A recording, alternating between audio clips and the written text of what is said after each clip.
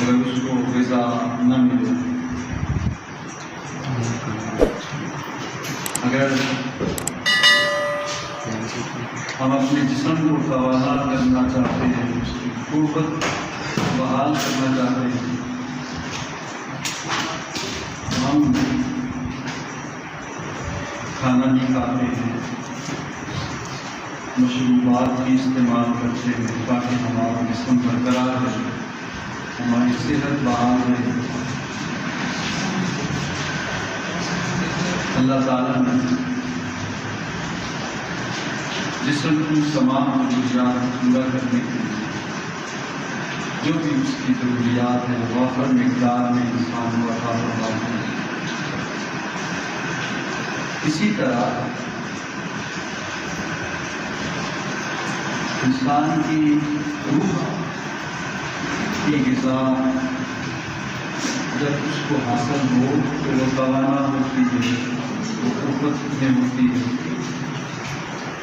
اور اگر اس کو غذا میسر نہ آئے تو کمزور ہو جاتی ہے۔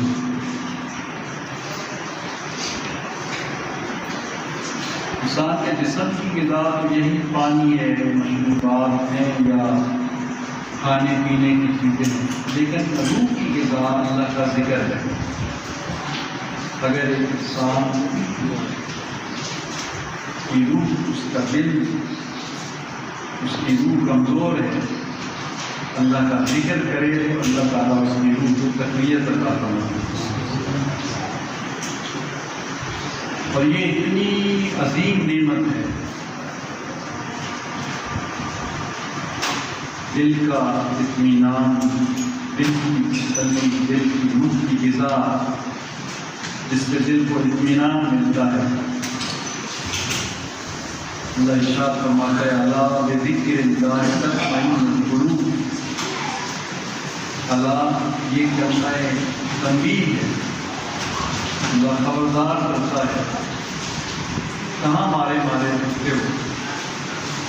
بعض اوقات ایک انسان کے پاس مال و دولت کے انبار ہوتے ہیں، اولاد بھی ہے، مال و دولت بھی ہے، اور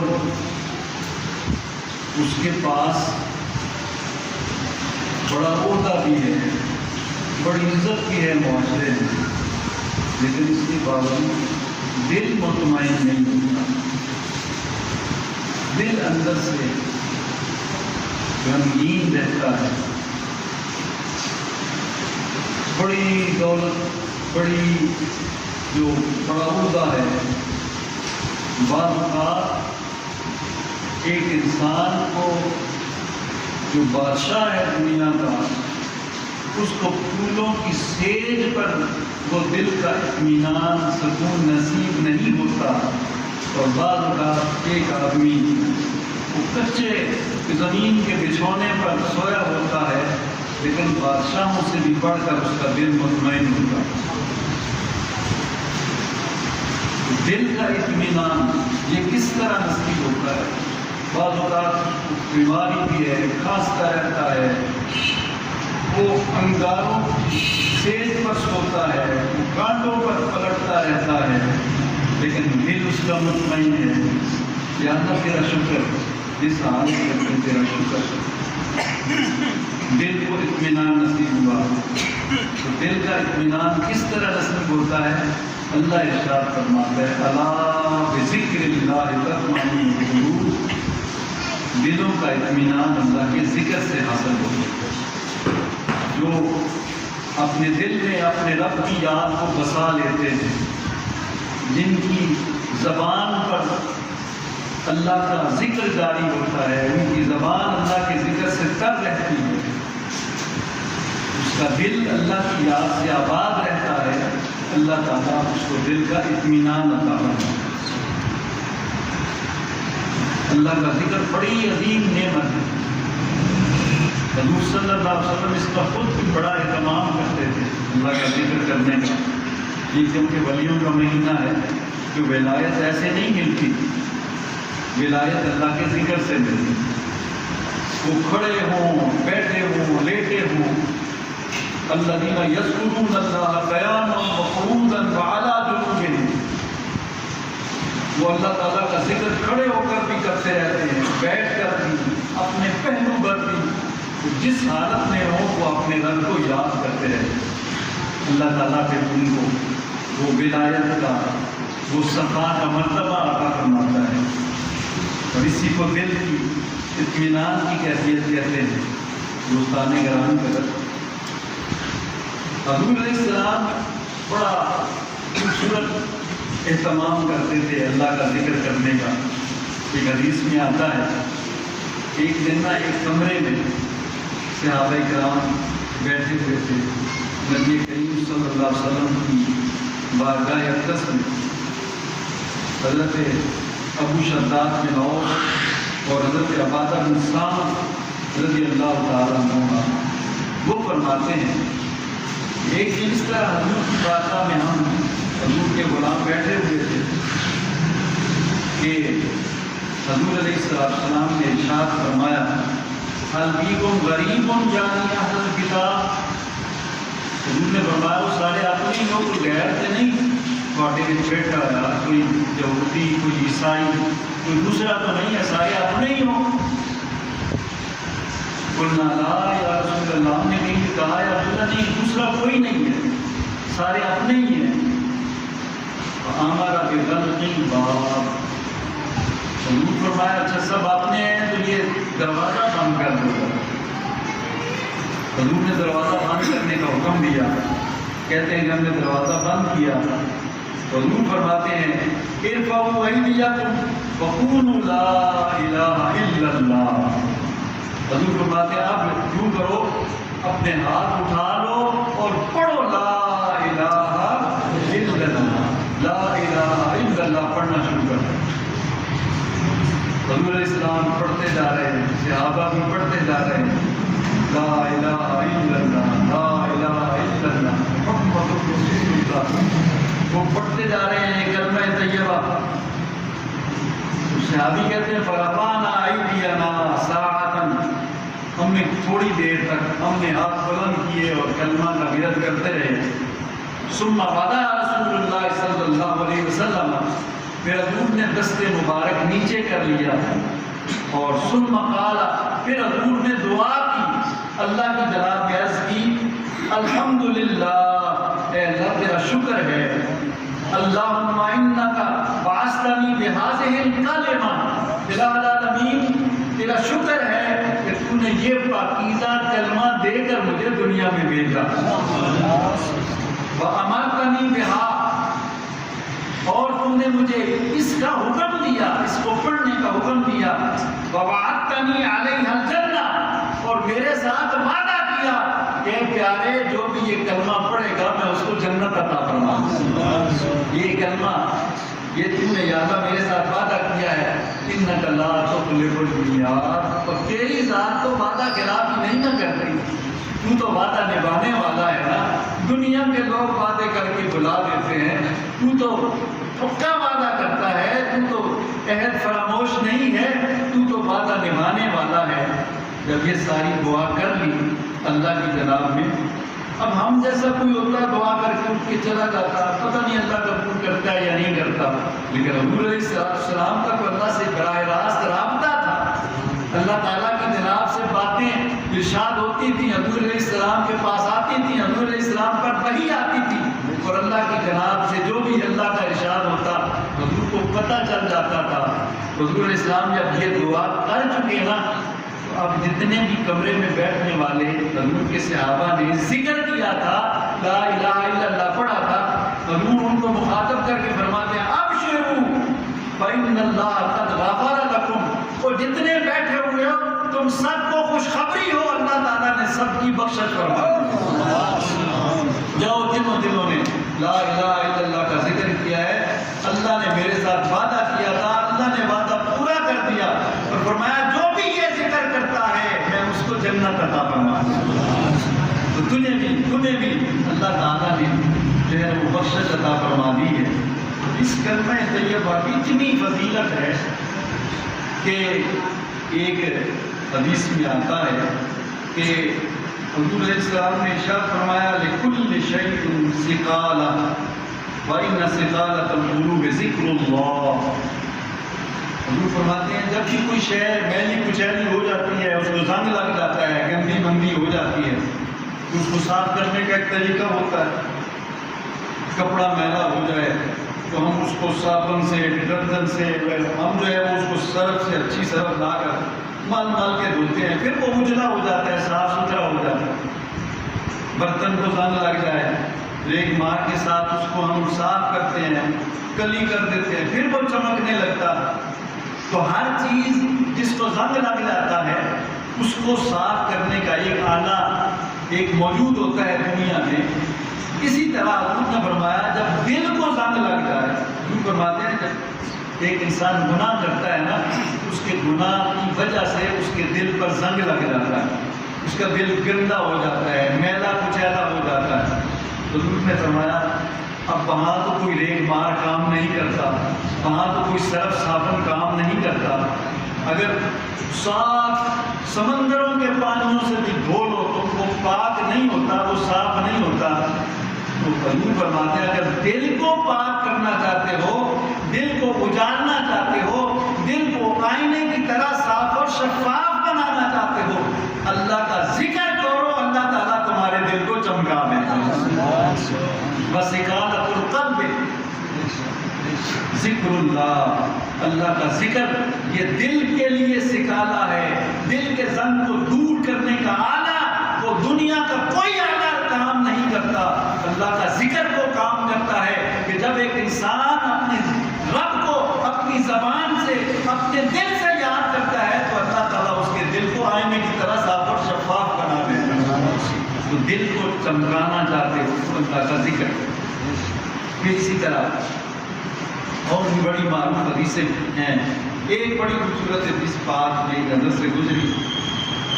ایک دن نا حضرت موسیٰ علیہ السلام اللہ تعالیٰ کے ساتھ باتیں کرتے تھے، ہم کلام ہوتے تھے۔ ایک دن حضرت موسیٰ علیہ السلام اللہ کی جناب میں عرض کرنے لگے یا رب علمنی شیئا اذکرک وادعوک بہ، الہ العالمین مجھے نا کوئی اپنا ایسا نام بتا، ایسا اپنا جو ہے وہ اسم حسن بتا، ایسا اپنا خوبصورت نام بتا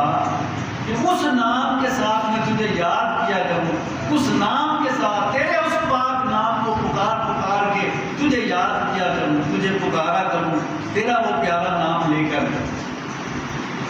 اللہ تعالیٰ نے فرمایا قال یا موسیٰ، اللہ نے فرمایا قل لا الہ الا اللہ، اللہ نے فرمایا اچھا مجھے یاد کرنا چاہتا ہے تو پڑھو لا الہ الا اللہ، لا الہ الا اللہ پڑھو۔ حضرت موسیٰ علیہ السلام عرض کرتے ہیں قال کل عبدک یقولون ھذا، یا اللہ یہ نواں نام نہیں، یہ جو سارے بندے پڑھتے ہیں، جو گناہگار ہے وہ بھی یہ کلمہ پڑھ رہا ہے، جو اللہ کے نبی ہیں وہ بھی کلمہ پڑھ رہے ہیں، جو تیرے مقرب ہیں، جو تیرے ولی ہیں وہ بھی کلمہ پڑھتے ہیں، جو گناہگار ہیں وہ بھی، جو امیر ہیں غریب ہیں، سب کی زبان پر یہ کلمہ ہے۔ تو میں تو چاہتا ہوں مجھے کوئی اور ایسا جو ساری دنیا سے الگ تھلگ کوئی تیرا پاک نام ہو وہ مجھے بتا کہ وہ میں لے کر تجھے یاد کیا کروں، تجھے پکارا کروں۔ اللہ تعالیٰ پھر فرماتا ہے پڑھو لا الہ الا اللہ، پھر فرماتا ہے پڑھو لا الہ۔ تو حضرت موسیٰ علیہ السلام جب یہ عرض کرتے ہیں کہ اللہ یہ تو ہر ایک آدمی پڑھتا ہے، تو اللہ نے فرمایا ہے موسیٰ آؤ میں تمہیں بتاؤں اس کلمے کی شان کیا ہے۔ اللہ فرماتا ہے کہ یا موسیٰ لو ان السماوات سبع فعامرهن غیری والارضین سبع فی کفۃ ولا الہ الا اللہ فی کفۃ ما لبہن لا الہ الا اللہ۔ اللہ نے ارشاد فرمایا کہ موسیٰ علیہ السلام اگر ساتوں آسمان جو اس میں بسنے والی مخلوق ہے، بڑے بڑے اللہ کے فرشتے، وہاں پر کوئی چپا بھی ایسا نہیں ہے جہاں اللہ تعالیٰ کی عبادت میں کوئی اللہ کا فرشتہ مصروف نہیں ہے، تو سارے آسمان اور فرمایا ساری زمینیں اور جو کچھ اس میں ہے، جو اس میں آباد ہے، اس میں انسان بھی بستے ہیں، اس میں جنات بھی بستے ہیں، اس میں حیوانات بھی ہیں، اس میں چرند و پرند بھی ہیں، اس میں بڑے بڑے بلند و بالا پہاڑ بھی ہیں، ٹھاٹھے مارتے ہوئے سمندر بھی ہیں، ساتوں زمینیں اور جو کچھ ان میں بستا ہے، اور جو ساتوں آسمان ہیں وہ جو کچھ اس میں مخلوق بستی ہے۔ اللہ فرماتا ہے اگر ان تمام ساتوں آسمانوں اور ان میں بسنے والی مخلوق کو اور ساتوں زمینوں اور اس میں بسنے والی مخلوق کو ایک پلڑے میں رکھ دیا جائے، فی کفۃ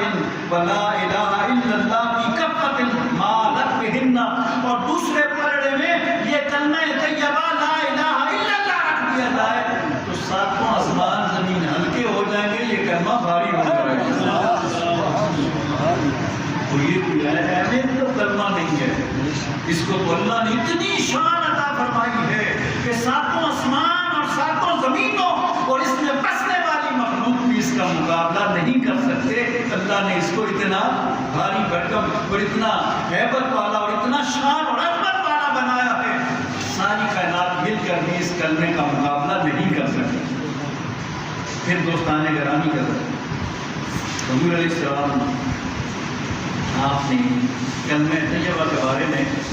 ایک اور بھی روایت میں نے پڑھی ہے، بڑی خوبصورت روایت ہے، حدیث میں بھی یہ ذکر ہے، اور ایک مولوی صاحب ہے، مولوی زکریا صاحب، یہ تبلیغی جماعت والوں کے مولوی ہیں، انہوں نے وہ تبلیغی نصاب لکھا ہے، اس کے اندر ایک حصہ انہوں نے فضائل ذکر کا لکھا ہے۔ ان کا حوالہ اس لیے دے رہا ہوں مولوی صاحب کا، یہ تبلیغی جماعت والوں کو، تو ان کے کچھ لوگ وہ بعض اوقات جوش میں آ کر کہتے ہیں کسی کے عمل کا دوسرے کو کوئی فائدہ نہیں ہوتا، بس جو انسان خود پڑھتا ہے، جو خود کرتا ہے، اس کو ہی فائدہ ہے، اگر تم کچھ پڑھ کر مرنے والوں کو، فوت ہونے والوں کو دیکھتے ہو، کوئی فائدہ نہیں ہوتا۔ بعض وہ ان کے جذباتی لوگ اس طرح کی باتیں کرتے ہیں، لیکن ان کا وہ مولوی صاحب، مولوی زکریا، اس نے تبلیغی نصاب میں یہ ایک روایت لکھی ہے، وہ کہتا ہے کہ حدیث پاک میں آتا ہے ایک بزرگ تھے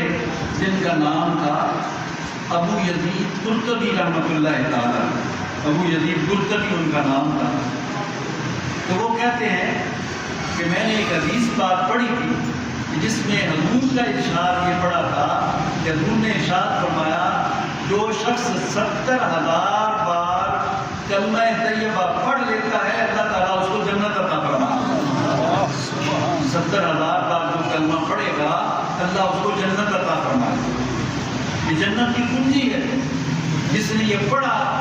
اس کو جو ہے وہ اجازت ہوگی کہ وہ دروازے کی طرف جا سکے اور وہ کھول سکے دروازے کو، ورنہ دوسرا تو وہاں پٹک بھی نہیں سکتا تھا۔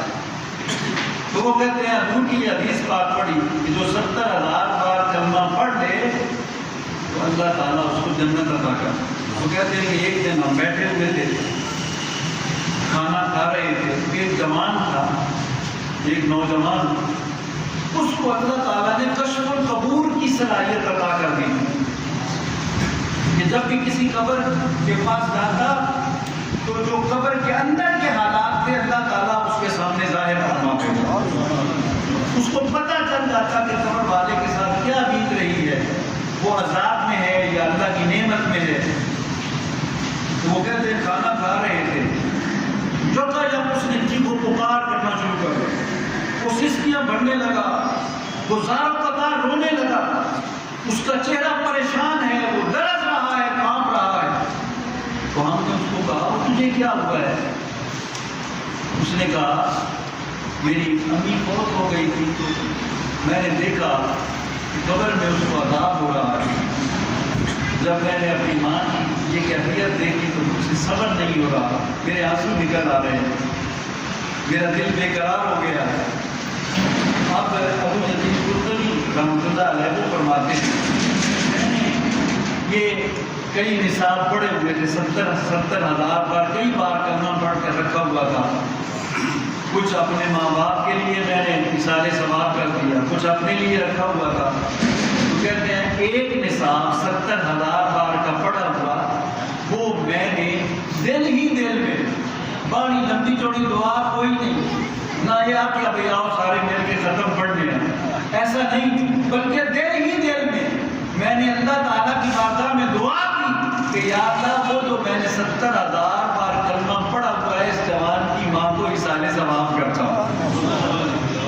اس کی روح کو بخشتا ہوں۔ وہ کہتے ہیں کہ جب میں نے پہلے دن میں یہ دعا کی تو تھوڑی ہی دیر میں وہ جو پریشان تھا، وہ جوان جس کا چہرہ اجڑا ہوا تھا، جو زاروں قطار رو رہا تھا، جو وہ آنسو بہا رہا تھا،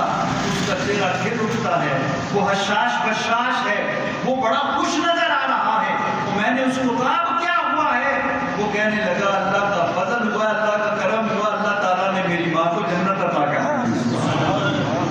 میں نے دیکھا وہ تو بخشی گئی ہے۔ اچھا، تو حضرت ابو یزید قرطبی فرماتے ہیں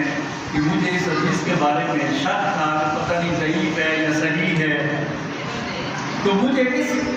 جو حدیث ہے اس کی صحت کا پتہ اس کے کشف سے چلا،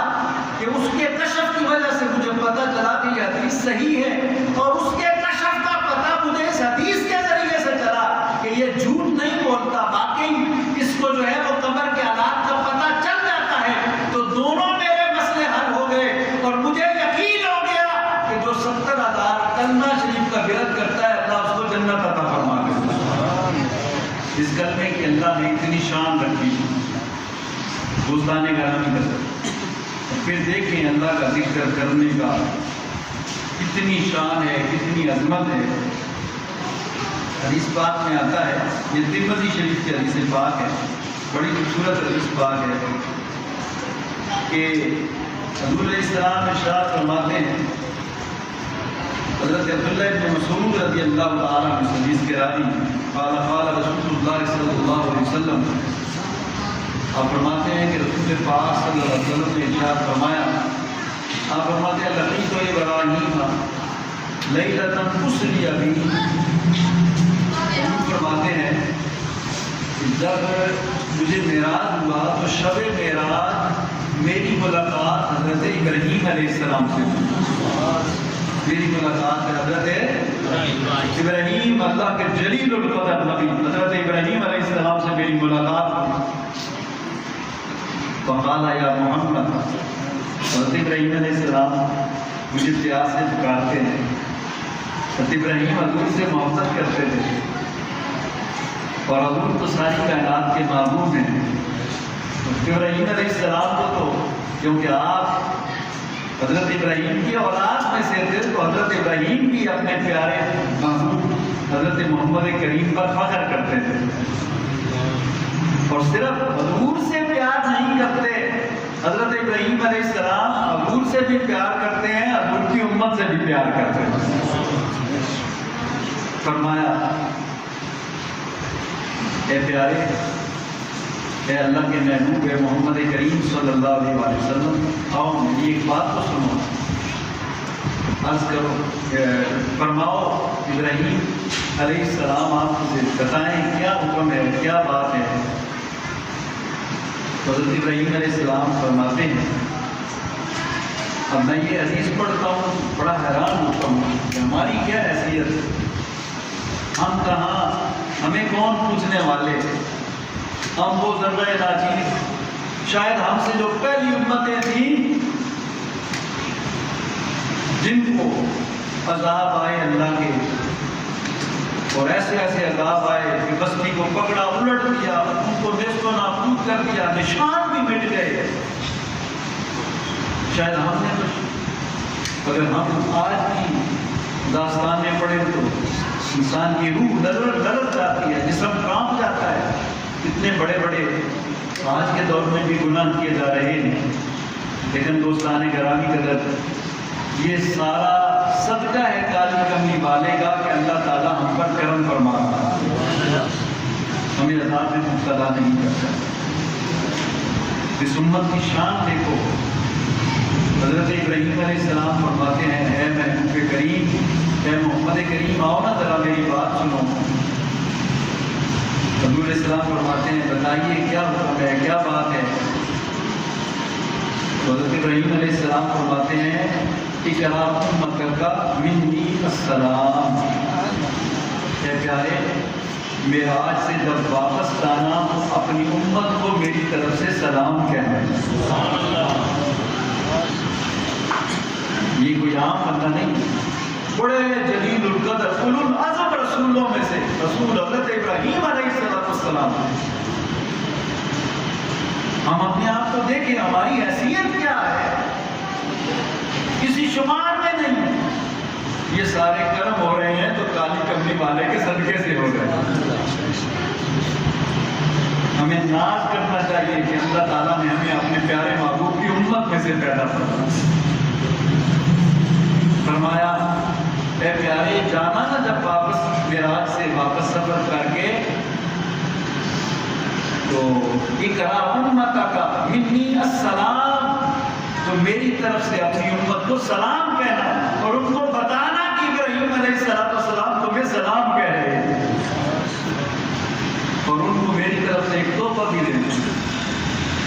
جس طرح باپ ہوتا ہے نا تو اپنی بیٹے کے پاس بھی جا رہا تو میری طرف اماں پڑھو ٹوکری بند کے سیویاں نکلو، میرا پتر پکا نہیں ہوتے کہ میری کی حالت ہے کہ میں بھی روٹی کھاتا ہے، میرے پتر کو جانا ہی اس دوسرے شہر سیویاں دے ہنڈ لئی دا اے تھوڑی سی چوری بنائی میرے پتر کو دے.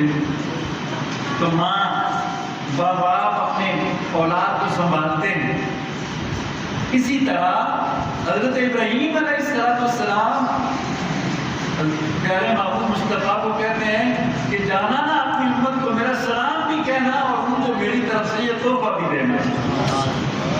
ابراہیم علیہ السلام کیا تحفہ ہے؟ تو حضرت ابراہیم علیہ السلام فرماتے ہیں ان کو بتانا، اپنی امت کو بتانا، اخبرہم ان الجنت طیبۃ التربۃ عذبۃ الماء وانہا قیعان. ان کو بتانا، کیونکہ انہوں نے ابھی جنت دیکھی نہیں لیکن میں ان کو بتاتا ہوں، ان کو میری طرف سے بتانا کہ ان الجنت طیبۃ التربۃ، کہ جنت کی مٹی بڑی پاک ہے، وعذبۃ الماء، اور جنت کی کا پانی بڑا میٹھا ہے، وانہا قیعان، اور کوئی ٹوئے ٹپوں والی نہیں ہے وہ جنت کی زمین، بلکہ بڑی ہموار ہے، وہاں کوئی نشیب و فراز نہیں ہے. اللہ تعالیٰ نے بڑا اس کو ہموار بنا کر رکھا ہوا ہے، اس کا پانی بھی بڑا میٹھا ہے، اس کی مٹی بھی بڑی پاکیزہ ہے. تو تم کیا کرنا، اگر تم اس جنت کی سرزمین پر پھول بوٹے لگانا چاہتے ہو، پھلوں والے باغات لگانا چاہتے ہو، تو وہاں بیٹھ کر تم باغ لگا سکتے ہو. یہاں تو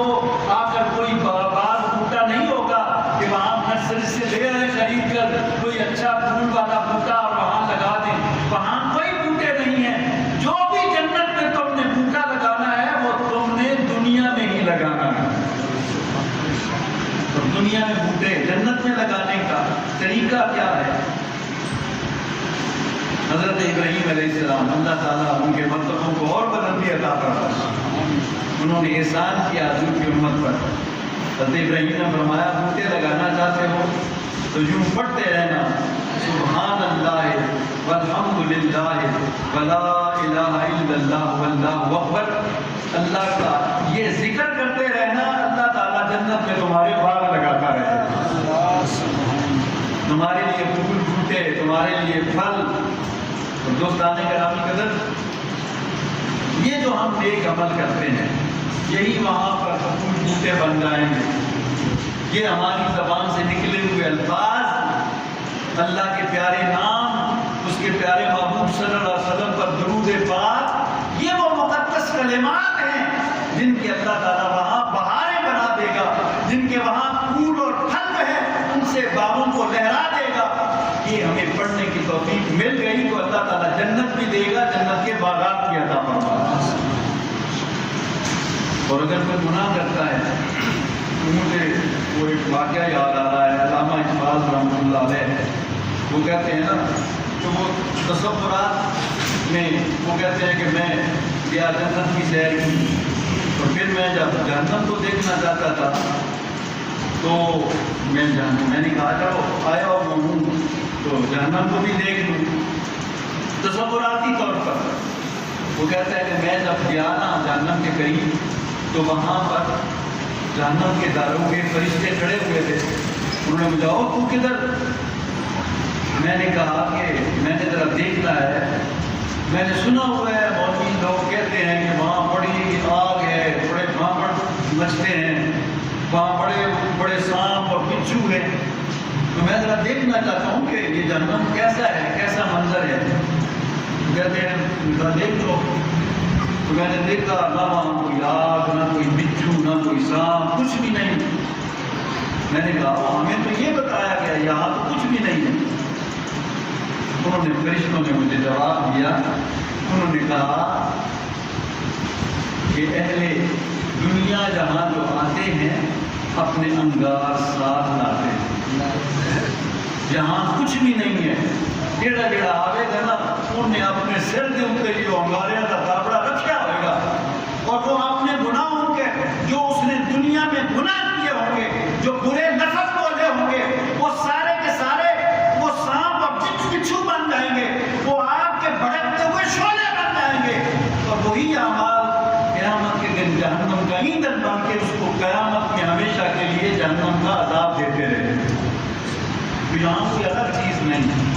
تو جہنم کا عذاب بھی یہاں ہم تیار کر رہے ہیں، اور جنت کی راحتیں بھی ہم یہاں تیار کر رہے ہیں۔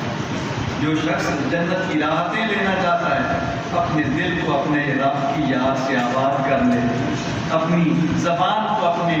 جو ہے نا رب کے نام سے تر کر لے، تو جو بھی اللہ کا نام لیتا رہتا ہے اس کے پیارے پاکیزہ نام جپتا رہتا ہے، تو قیامت کے دن اللہ تعالیٰ جنت بھی دے گا، جنت کی بہاریں بھی عطا فرمائے گا۔ اللہ تعالیٰ ہم سب کو اپنی یاد کی توفیق عطا فرمائے، اور اللہ تعالیٰ ہمیں مرتے ہوئے اپنے پیارے محبوب کا کلمہ نصیب فرمائے۔ وما علیہ الا البلاغ۔